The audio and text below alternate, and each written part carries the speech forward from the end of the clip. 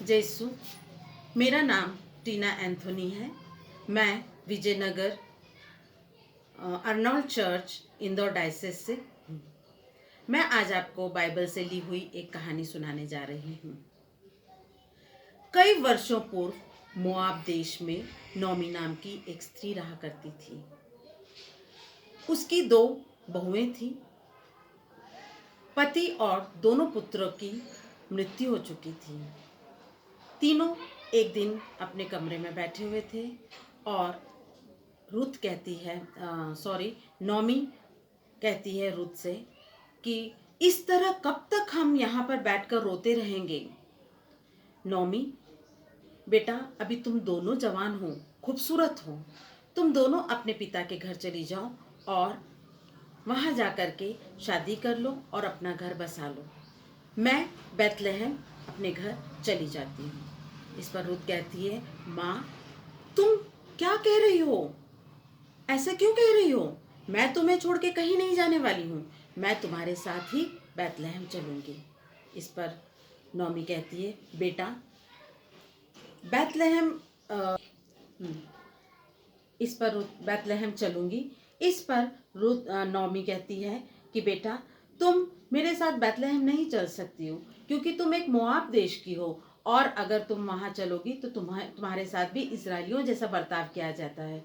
लेकिन रुत नहीं मानती है और वो कहती है, तुम्हारी जाति मेरी जाति, मुझे सब कुछ स्वीकार है, लेकिन मैं तुम्हें नहीं छोड़ूंगी। अब नौमी ओल्पा की तरफ ओल्पा से कहती है, बेटा, तुम तो मेरी बात मान जाओ। इस पर ओल्पा कहती है, माँ, आप जैसी आज्ञा देंगी मैं वैसा ही करूँगी। और ओल्पा अपने पिता के घर चली जाती है। ओल्पा के जाने के बाद रुत और नौमी दोनों बैतलहम की तरफ जाने लगते हैं। बैतलहम बहुत दूर होता है। धीरे धीरे वे दोनों गधे पर, जिसे खच्चर कहा जाता है, उस पर बैठ करके बैतलहम की ओर निकलते हैं। रास्ते में एक पर्वत दिखाई देता है। नौमी कहती है, रुत, ये नीबो पर्वत है। यहाँ से मूसा ने इस्राएलियों को मिस्र के लोगों से बचाया था इस पर्वत के द्वारा। इस पर रुत कहती है, इस्राएलियों के ईश्वर मेरे भी ईश्वर हैं, वो मेरी रक्षा ज़रूर करेंगे। और इस तरह रास्ता बहुत दूर होता है बैतलहम का। नौमी चलते चलते रुत को पूरी बैतलहम की कहानी सुनाती है। बहुत समय दिन व्यतीत होने के बाद वे लोग बैतलहम पहुंचते हैं। वहाँ की स्त्रियां बहुत ही गौर से उन्हें देखती हैं। एक कहती है, अरे, ये तो नौमी है, नौमी है। और वे लोग उसकी तरफ बढ़ते हैं। जैसे ही पास आते हैं, नौमी से कहते हैं, नौमी, तुम तो बहुत बदल गई हो, तुम तो ऐसी नहीं थी, तुम्हारे पति और बेटे कहाँ हैं? इस पर नौमी कहती है, मुझे नौमी मत कहो, मुझे मारा कहो, क्योंकि नौमी का मतलब होता है सुखी।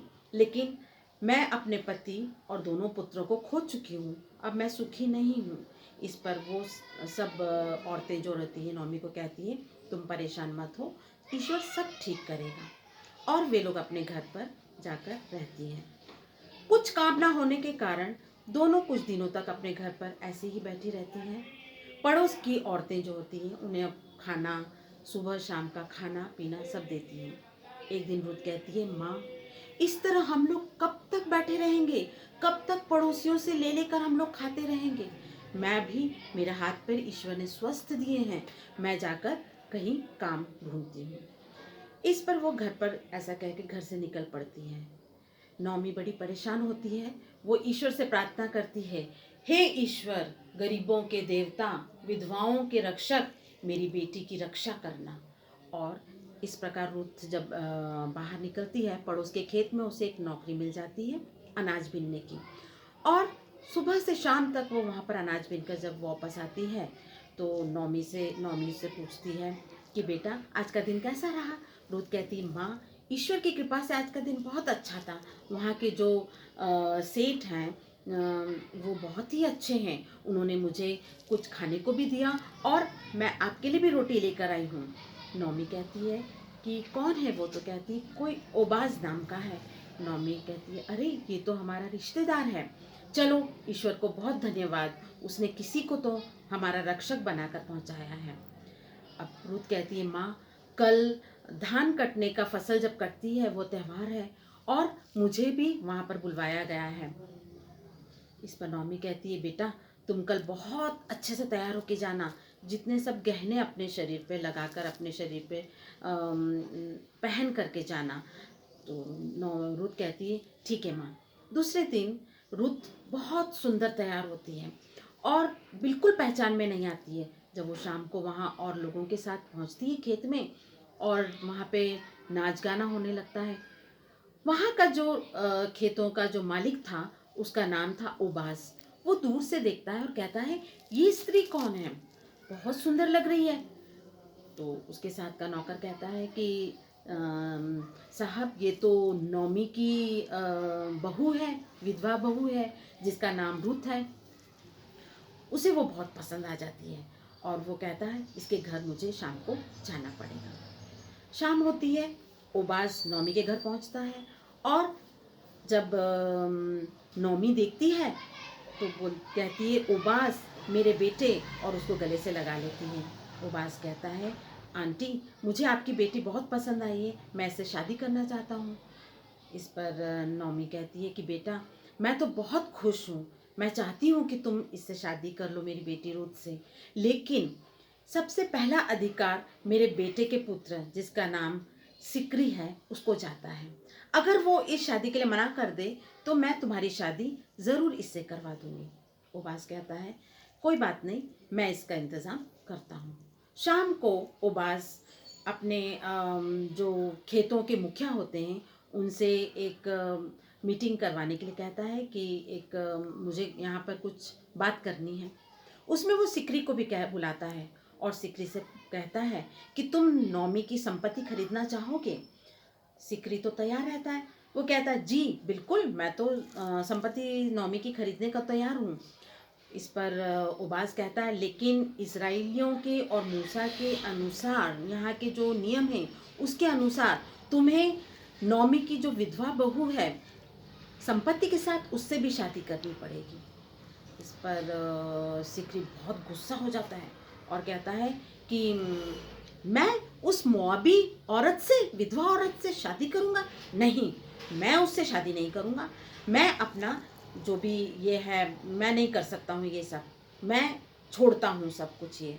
और वो वहाँ के गांव के अनुसार अगर आप किसी का अधिकार छोड़ते हैं तो अपना जूता दूसरे को देना पड़ता है जो खरीदने के लिए तैयार रहता है।